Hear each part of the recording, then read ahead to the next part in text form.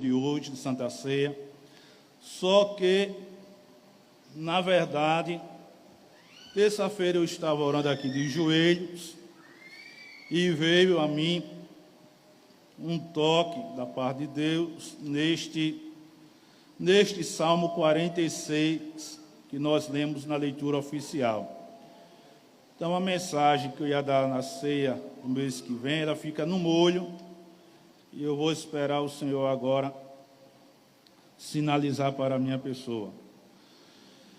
Olha, irmãos, este Salmo 46, acredita-se que ele foi escrito, composto durante o cerco de Senaqueribe, rei da Síria, no reinado do rei Ezequias. Não se tem, na realidade, uma base fixa, concreta, do contexto histórico, né? Todos os salmos têm um contexto histórico, mas nem todos os estudiosos chegaram a descobrir a parte concreta deles. Quem compôs este salmo aqui foi os filhos de Corá, ou Coré, os descendentes de Coré.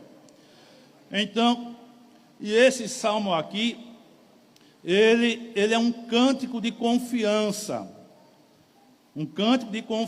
em Deus, em tempos de dificuldades, de crises, de turbulência.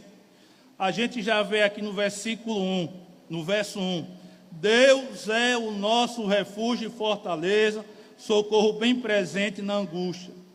Verso 2 diz, pelo que não temeremos, ainda que a terra se mude, e ainda que os montes se transportem para os meios dos mares.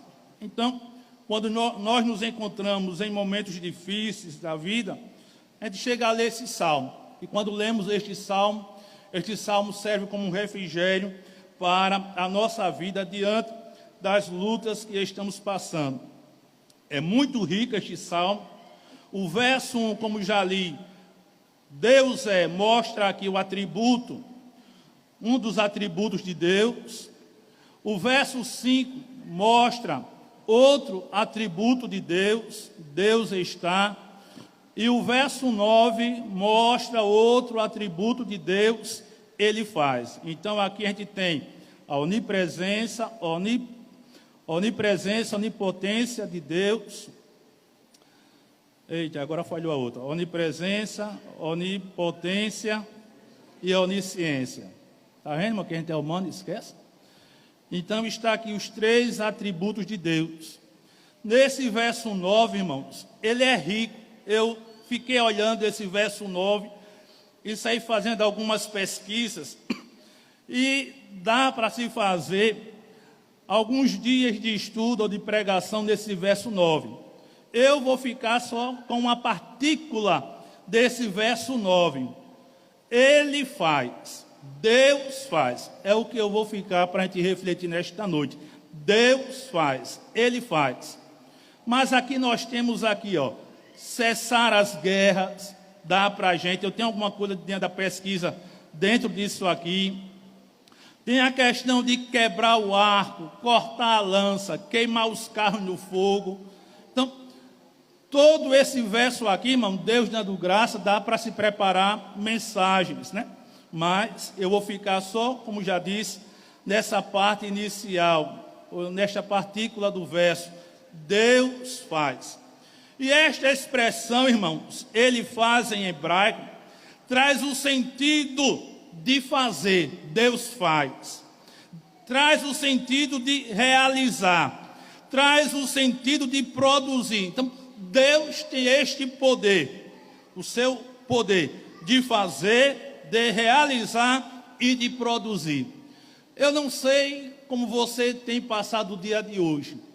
Não sei como começou o seu mês. Estamos ainda no começo do mês, na primeira quinzena.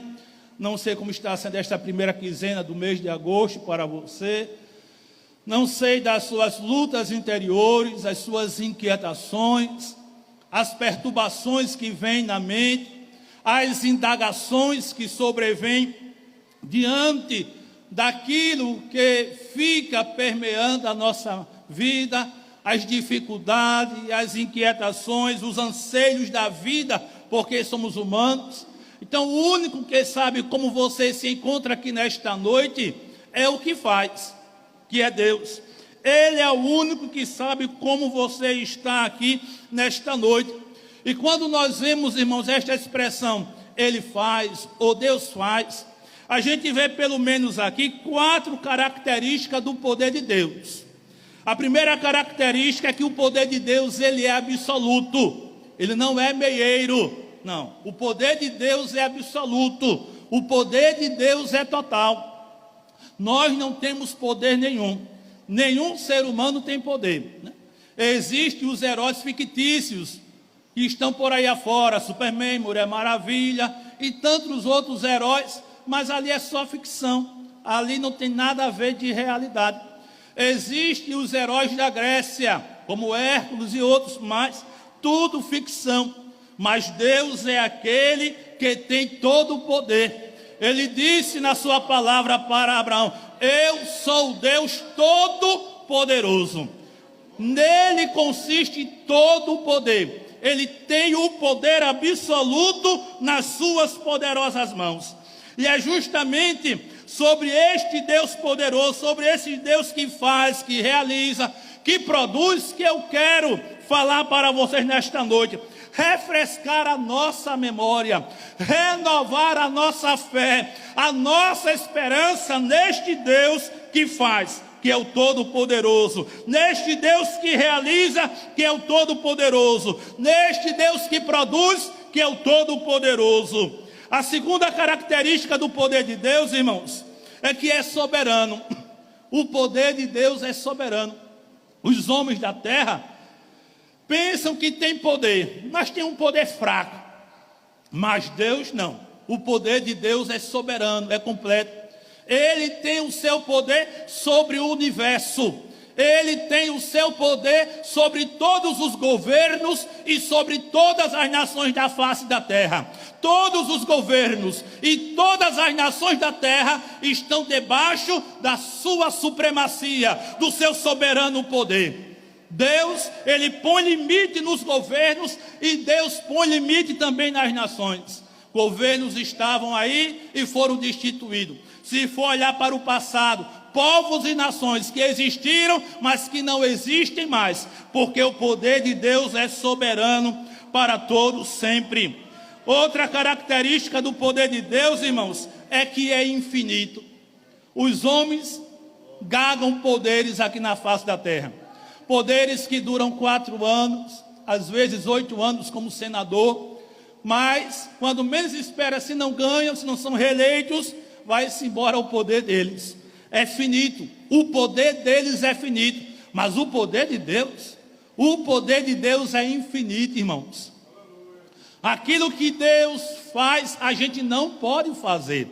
A mão de Deus é poderosa, diz a palavra do Senhor. Então, a outra característica do poder de Deus é que é imutável. O Senhor chegou certa feita a dizer, através da boca do profeta Malaquias: eu, o Senhor, não mudo. Ora, irmãos, se Deus, todo soberano, o todo-poderoso, se Ele não muda, então o poder dele também não muda. O poder de Jeová é imutável, assim como Ele o é.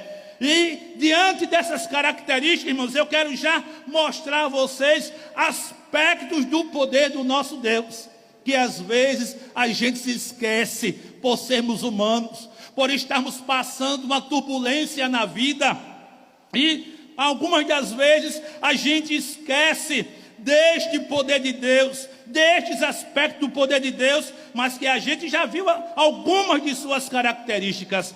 E o primeiro aspecto do poder de Deus, irmãos, é que Ele tem o poder de criar. Ah, pastor, eu já sabia disto. Você sabia, mas às vezes você esquece que Ele tem este poder de criar.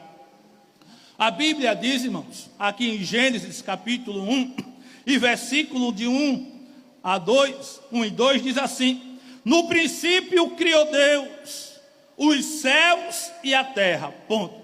Deus criou os céus e Deus criou a terra. Na teologia, irmãos, nós sabemos que Deus criou a terra, é chamado de período original. Um dia Deus disse: eu vou criar o universo, eu vou criar o sistema solar, eu vou criar tudo. Mas ele pegou e criou a terra, criou tudo, os planetas, e ele criou a terra.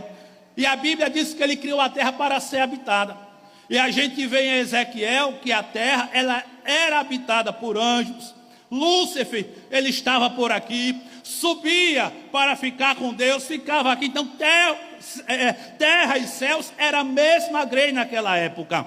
Tanto fazia estar no céu como estar na terra, porque havia anjos aqui na terra adorando a Deus. Então Deus criou os céus, Deus criou a terra. Mas o versículo 2 aqui diz: e a terra era sem forma e vazia, e havia trevas sobre a face do abismo, e o Espírito de Deus se movia sobre a face das águas. Aí você vai dizer: pastor, o senhor disse que Deus criou a terra para ser habitada. A terra era bonita, era sim. Só que nós sabemos que houve um período que Lúcifer, ele pecou contra Deus. Ele quis ser semelhante a Deus, ou melhor, igual, maior do que Deus. Eu vou subir e vou ser igual a Deus. Deus está pensando que é quem? Eu vou ser igual a Ele. Eu vou colocar a minha morada nas nuvens acima de Deus. E quando ele enganou a terça parte dos anjos e subiu para pelejar contra Deus, para destronar a Deus, esta é a palavra correta, Deus se levanta, dá um julgamento parcial em Lúcifer, e na terça parte dos anjos que o acompanharam são jogados para fora do céu. E a terra, irmão, que estava no seu período original, ela passou por uma turbulência tão grande que ela ficou agora sem forma e ficou vazia. E era a terra sem forma e vazia, e havia trevas sobre a face do abismo. E agora, meus amados irmãos, aquilo que era belo, que Deus, que tem o poder de criar, Ele criou, estava tudo bonito, e por causa da artimanha de Lúcifer, a terra agora passa por um processo terrível, e fica agora sem forma, ela fica vazia, fica com trevas sobre a face do abismo. Mas olhe, meus amados irmãos, Deus não deixou a terra sem vida. Ele faz, Ele tem o poder de criar. E o que foi que Deus fez? Ele fez com que o Espírito Santo, que é a terceira pessoa da Santíssima Trindade, viesse para esta terra e ficasse pairando sobre as águas. E no hebraico, irmão, essa questão de pairar sobre as águas traz o sentido de uma galinha. Quem cria galinha sabe que a bichinha começa a pôr, e quando ela põe uma certa quantidade de ovos, ela começa a chocar, fica chocando, e aquele choco, a quentura dela transmitida para os ovos, se estiver férteis, gerará vida. Então o Espírito Santo, ele estava fazendo essa situação, ele estava gerando vida na terra. Ela estava sem forma, ela estava agora sem vazia, ela estava com trevas sobre a face do abismo. Aí a Bíblia diz: e o Espírito de Deus se movia sobre a face das águas. O Espírito Santo deixou o céu e veio à terra e ficou lá, gerando vida. Porque Deus, Ele é Deus de vida, Ele cria vida. Ele não criou a terra para ser uma terra morta, desabitada. Criou a terra para que nela existissem pessoas para morar, seres para morar, tivesse vida nela. Mas agora estava lá o Espírito Santo. Não sei quanto tempo ele ficou exercendo esta função de gerar vida, de não deixar a terra nesta negritude, nesta mortandade completa. Mas estava lá o Espírito Santo pairando sobre a face das águas, gerando vida. E agora, este Deus que faz, este Deus que realiza, este Deus que produz, ele começou a dizer aqui no versículo 3, e disse Deus: haja luz, e houve luz. Pronto. Aí Deus começa a criar. Criar aqui no hebraico, irmão, é bara. É criar daquilo que não existe. Deus criou as coisas daquilo que não existe. Mas no tocante ao ser humano, já foi diferente. Ele criou daquilo que existe, da matéria, do pó da terra. Mas a luz, ele disse, haja. Só o poder da palavra dele, haja luz. E a luz apareceu. Quando é no versículo 6, disse Deus, haja uma expansão no meio das águas. E haja separação entre águas e águas. E o poder de Deus foi produzindo, foi realizando, foi criando. E começou a existir a separação. Separação entre águas e das águas. No versículo 9, Deus começa a criar outra coisa. E disse Deus, ajuntem-se as águas debaixo dos céus no lugar. E apareceu a porção seca, que é a terra. Então veja, irmãos, o poder de Deus de fazer, de criar. Nós servimos ao Deus Todo-Poderoso. Não é um Deus fraquinho, não. Não é um Deus carregado por alguém. Não é um Deus que fica pendurado no chaveiro ou na parede, não. O Deus a quem nós servimos é o Deus Todo-Poderoso. É o Deus que faz. É o Deus que realiza. É o Deus que produz algo de concreto nas nossas vidas.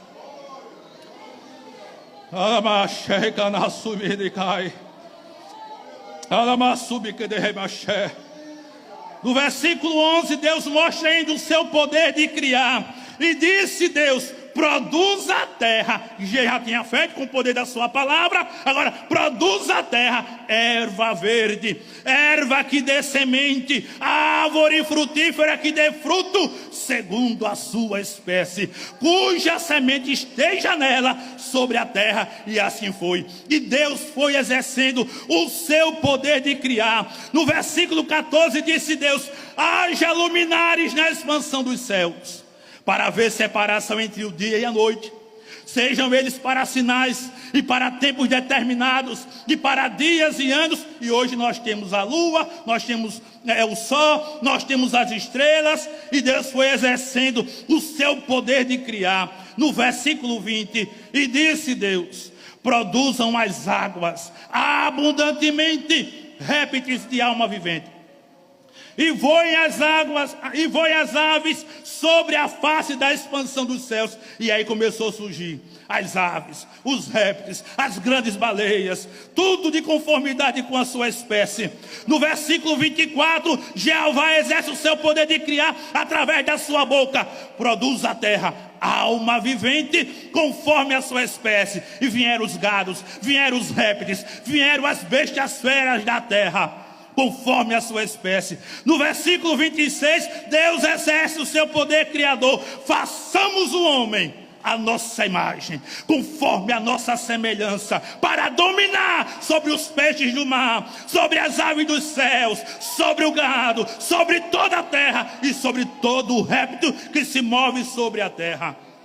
E agora estava a Trindade reunida para fazer o homem. No versículo 29, Deus exercendo o seu poder de criar, ele disse, eis que vos tenho dado toda erva que dá semente e que está sobre a face de toda a terra, e toda árvore em que há fruto de árvore que dá semente, servos-ão para mantimento. Meus amados e queridos irmãos, Deus exerceu o seu poder de criar. Deus começou a recriar a face da terra. Deus começou a recriar o planeta Terra. O nosso Deus tem poder de criar. Meus irmãos, o que é que nós vemos nisto tudo aqui? Vemos ainda a questão do homem, a imagem e semelhança de Deus. Ele criou o homem daquilo que já estava existindo, o pó da terra. Mas quando foi para gerar vida no ser humano, ele soprou o fôlego de vida, e o homem tornou-se alma vivente. E agora estava o homem vivo. Depois agora apareceu a mulher, como todos já sabem da história. Estavam os dois naquela beleza chamada Jardim do Éden, aquela maravilha que era o Jardim do Éden. Agora Deus exerceu o seu poder de criar, tudo de conformidade com o seu querer, com a sua imaginação, com o seu desejo. Ele criou tudo através do seu poder. Mas o que é que eu aprendo nisso aqui, irmãos? Eu aprendo que Deus, Ele muda situações. A terra, antes, ela estava toda bonita. Mas por causa do pecado, a terra agora fica numa situação degradante. Ela fica horrível. Ela fica aqui repetindo, sem forma e vazia, e com trevas sobre a face do abismo. Meus amados irmãos, e agora o que fazer? A terra estava horrível, sem boniteza, sem nada. E o que fazer agora? Deus agora exerce o seu poder de criar e sai modificando tudo. E sai modificando tudo. Ele, através do seu poder de criar, Ele muda as situações. Eu não sei qual é a situação que você está vivenciando, mas eu quero lhe dizer que o Deus que faz, o Todo-Poderoso, assim como Ele fez com a terra, mudar a situação dela, Ele pode mudar a sua situação também. Ele pode mudar a sua situação, porque você serve ao Deus Todo-Poderoso. Ora, irmãos, Sheila vende produto da Tupperware. Aí alguém às vezes quer comprar alguma coisa Sheila. Aí quando chega o catálogo, aí tem aqueles produtos preto e branco. E eu digo, olha, tem aqui esse bonitinho aqui, ó, preto e branco. Quero não, preto e branco não. Quero não. Eu quero esse aqui que é colorido, que é mais bonito. Então veja, irmão, que uma cor preta e branca, um elemento preto com branco, não tem muita vivacidade, não chama muita atenção. Mas quando é um produto totalmente colorido, cheio de cores variadas, aí chama a atenção. A sua vida, a sua situação pode estar como preto no branco, mas Jesus Cristo, Ele é o pintor, que Ele vai usar o seu pincel criador e vai pintar a sua vida com novas cores. E esta situação que ora você possa estar vivenciando, vai sair, vai ter beleza, vai ter novas cores. Você vai olhar e vai sorrir e vai agradecer a Ele, porque Ele mudou a sua situação. O que você não pode é desanimar. Ah, pastor, ainda está no preto e no branco, não tem muita vivacidade, não tem muita beleza, o negócio está estreito, mas você serve ao Deus que faz, o Deus que cria, o Deus que muda as situações. Então continue acreditando neste Deus e Ele vai pintar. Novas cores virão na sua vida. Ele vai mudar essa situação. Ele vai tirar você desta enrascada. Ele vai tirar você deste dilema. Ele é o Deus Todo-Poderoso, meus irmãos, o Deus que tem o poder de criar. Mas, meus queridos e amados irmãos, qual é o outro aspecto do poder de Deus, além do poder de criar? É o poder sobre as doenças e as enfermidades. Eu assisti essa semana, de vez em quando eu gosto de vasculhar no YouTube, pesquisar sobre homens do passado que foram usados por Deus através dos dons espirituais. Eu esqueço o nome desse pregador. E no vídeo, irmãos, ele estava sentado como numa cadeira ou no banquinho, o microfone lá perto dele. Veio uma moça, uma jovenzinha, cega. E quando chegou perto dele, ele colocou o microfone na boca dela, botou a mão nos olhos dela e disse: você crê que Jesus pode lhe curar? E ela disse que sim. E ele disse: eu vou orar. E ele com a mão nos olhos assim. E os irmãos, o povo sentado na frente, esperando o que ia acontecer. E ele disse: eu vou orar. Eu vou orar. E ele fez uma oração curtinha, irmãos. Uma oração curtinha. Senhor Jesus, cure esta menina. Devolva-lhe a visão. Uma oração curta. Quando ele orou, tirou a mão. Antes disse: traga um espelho. Quando trouxeram o espelho, depois da oração que ele tirou a mão, ele botou o espelho assim na frente da menina. E a menina começou a chorar. E ele pegou, e o povo começou a vibrar: glória a Deus, aleluia. Aí ele virou a menina para a multidão. E quando ela viu a multidão, ela começou a chorar. Irmãos, nosso Deus não mudou. Quem mudou foi a gente. A gente que mudou, mas o nosso Deus não mudou. Ele é o Deus que faz, que cura. Ele cura de qualquer enfermidade, Ele cura de qualquer doença. O nosso Deus é o Deus que faz milagre acontecer na vida do ser humano. O nosso Deus ainda é o mesmo, irmão. É um hino antigo, né, que tem, o nosso Deus ainda é o mesmo. O nosso Deus não mudou. Em Hebreus diz que Ele é o mesmo ontem, é o mesmo hoje e será o mesmo eternamente. A Bíblia diz que o nosso Deus é o Deus que sara, irmãos. O nosso Deus cura. Ele tem o poder de curar. Ele tem o poder de repreender as enfermidades. Ele tem o poder de repreender as doenças. Não importa qual seja ela. Mas um certo dia Jesus entrou na casa da sogra de Pedro. Pedro gostava da sogra. E ele entrou na casa da sogra de Pedro com Pedrinho. E quando estava lá, a sogra de Pedro estava morrendo de febre, irmão. A febre estava lá na vida dela. E febre é sinal de alguma coisa. Está indicando alguma coisa. Está lá os elementos, combatendo algo que está dentro do nosso organismo. Então a febre, ela está sinalizando alguma coisa. E aquela mulher estava ardente em febre. E agora, imagine se Pedro não gostasse da sogra. Não, Jesus, vamos não para casa da minha sogra, vamos para outro lugar. Mas ele gostava da sogra. Vamos embora para casa da minha sogra. Entrou lá, a mulher ardente em febre. Mas Pedro chegou e disse, certamente Pedro disse, Jesus, minha sogra está queimando de febre. Está ardendo em febre minha sogra. E a Bíblia diz que Jesus chegou perto daquela mulher e curou-a daquela febre. A febre foi embora. Oh, meus amados irmãos, Jesus, Ele tem o poder de curar você. Você pode procurar um médico, pode procurar para saber o que está acontecendo.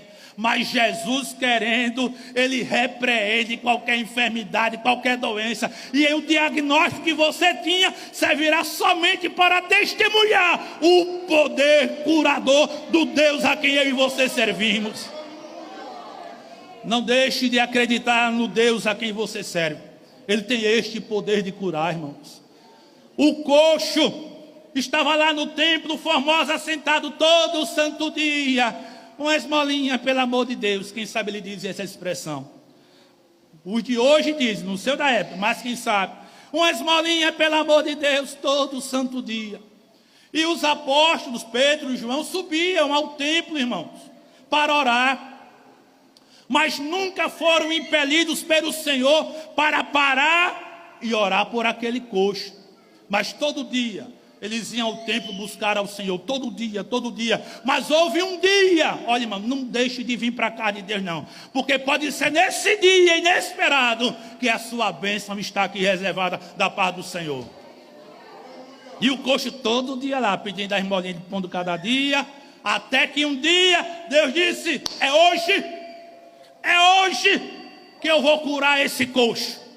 É hoje que eu vou usar Pedro e vou usar João em meu nome para operar o milagre na vida deste coxo, para o povo ver e crer em mim e me aceitar como Salvador.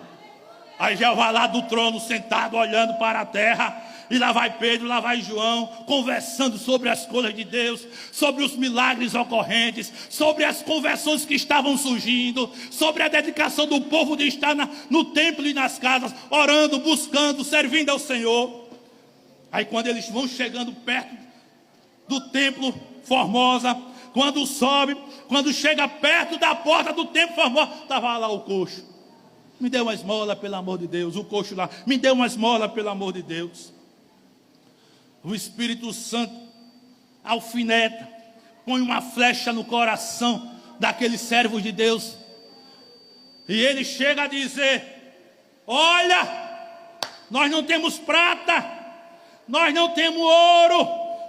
Se fosse hoje, nós não temos real, nós não temos euro, nós não temos moeda aqui da face da terra, nós não temos dinheiro aqui não. Agora o que nós temos, a gente vai te dar. O que nós temos, nós te daremos. Em nome de Jesus Cristo Nazareno, levanta-te e anda. Mas o coxo estava lá.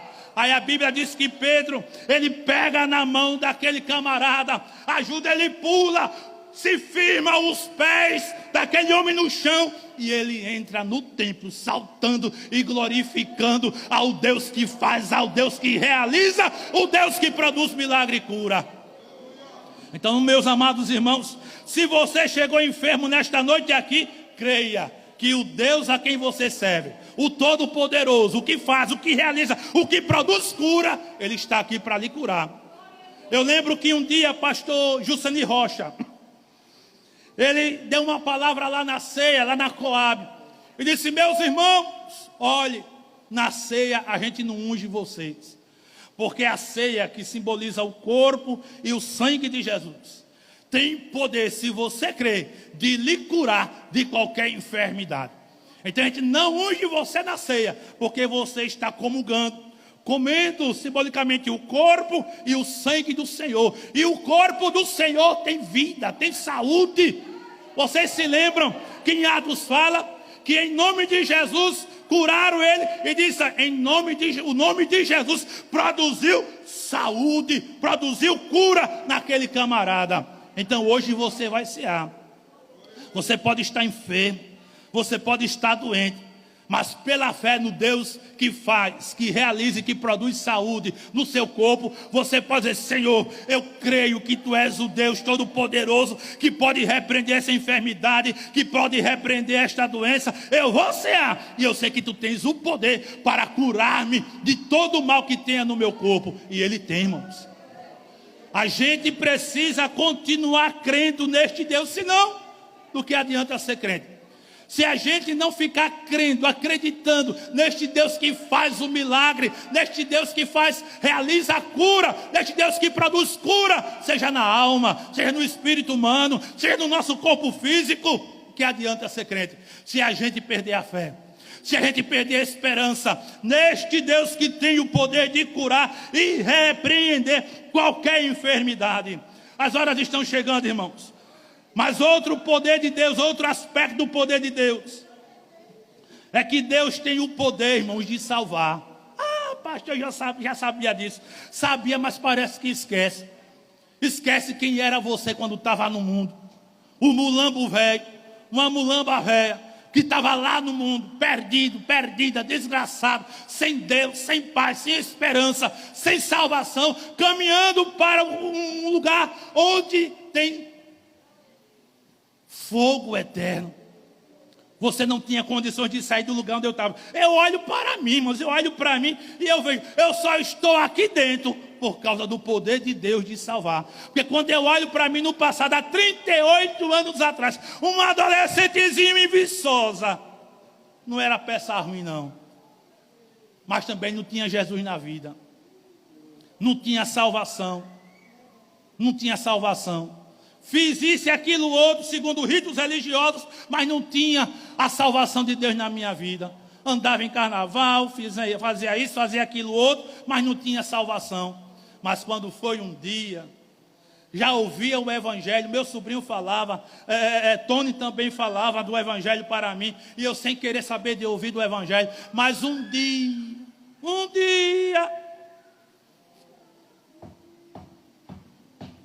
a marreta de Jeová foi forte, quebrou meu coração e eu aceitei Jesus lá na minha igreja mãe em Viçosa, e estou até aqui hoje. Ele tem o poder de salvar. Você estava perdido, mas você está achado, você está salvo nesta noite. Meu amado irmão, minha amada irmã, talvez tenha alguém na sua casa que ainda não aceitou Jesus. Eu vou citar o nome aqui, mas um dia eu estava com a minha família aqui na lanchonete do Beburg, né, do B, estava lá lanchando. Aí quando foi um dia, quem aparece lá? Aparece a irmã Elielza. Aparece a irmã Elielza lá. Aparece a irmã Elielza, acompanhada do esposo dela, e estava lá com outra pessoa, e foram comer o lanchezinho lá. Mas, pelo que eu vi, não vou afirmar, parece que o esposo dela estava chapado, né? Tinha tomado umas gorora. E ele lá, comendo ela lá, e eu lá no meu lugarzinho, eu fico lá, fiquei lá comendo com minha família. Mas eu oro, irmão, né? Não oro para ninguém ouvir, mas eu oro: ô Jesus, salva essa alma. Às vezes eu estou aqui na porta da escola bíblica, passam umas pessoas aí, eu disse, ô Jesus, tem misericórdia dessas almas, salva essas almas aí, tem misericórdia dessas almas. E certamente a irmã Elielza, irmãos, ela orava pela salvação do esposo dela. Ô Jesus, salve meu esposo, salve ele, salve ele. Se não me foge a memória, parece que ela chegou a pedir oração aqui na igreja, já na minha gestão, para Jesus salvar. E foi. Quem sabe ele ouvia hino, em casa ela botava, quem sabe chegava a ouvir alguma coisa da Bíblia Sagrada. Ô irmãos, e cadê? Cadê aceitar Jesus? Cadê querer sair da perdição? Cadê querer sair daquilo que desagrada a Deus? Cadê sair daquilo que entristece o Espírito do Senhor? Mas quando foi um dia, o martelo de Jeová, foi forte. Foi tão forte que quebrou o coração de pedra e colocou um coração de carne, e ele aceitou Jesus como Salvador. E hoje está aqui na igreja, cantando nos senhores. Quando tem a oportunidade, fala uma coisinha de Jesus aqui. O nosso Deus tem o poder de salvar, irmão. Ele tem o poder de produzir salvação. Talvez alguém na sua casa ainda não aceitou Jesus, mas continue clamando: salva Jesus, salva alguém da minha casa, salva os meus parentes. Continue orando, porque um dia o martelo de Deus, que é a palavra de Jeová, vai bater tão forte que vai quebrar tudo, e aquela pessoa da sua casa vai aceitar Jesus como Salvador e Senhor da vida dela. E hoje a gente vê irmã Elielza chegando no culto com o maridão, crente agora, crente, vem para o culto, agora crente. Às vezes ela vem na frente, ele chega atrasado por causa do trabalho, mas quando menos espera, ele bota ali os pés e diz: olha, ele veio para o culto, graças a Deus. Então veja, meus amados irmãos, o nosso Deus, Ele é o Deus que faz. Ele faz a salvação acontecer no coração de qualquer pecador.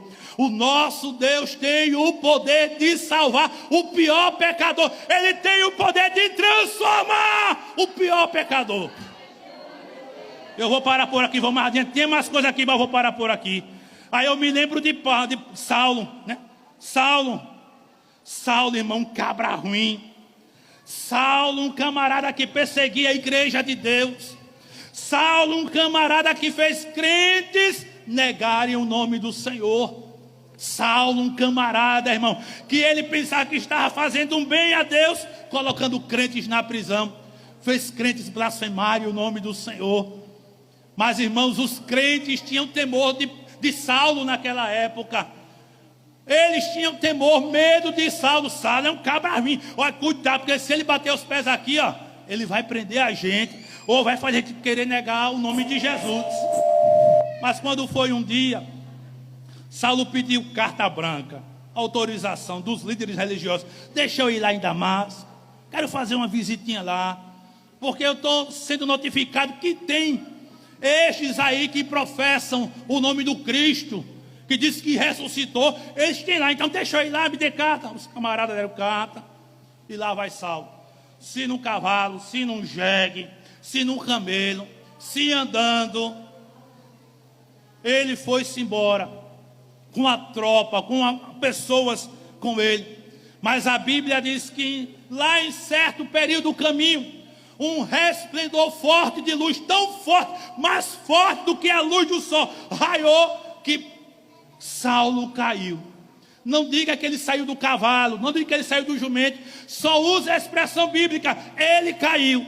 Pode ter caído do cavalo, do jumento, de uma égua, mas ele, irmão, em pé, ele também caiu diante do resplendor. Então não diga em que ele estava montado, que a gente não sabe. A gente sabe que ele caiu por causa da luz claríssima e fortíssima. Ele caiu, não viu nada, mas ele ouviu uma voz que dizia: Saulo, Saulo, por que você me persegue, Saulo?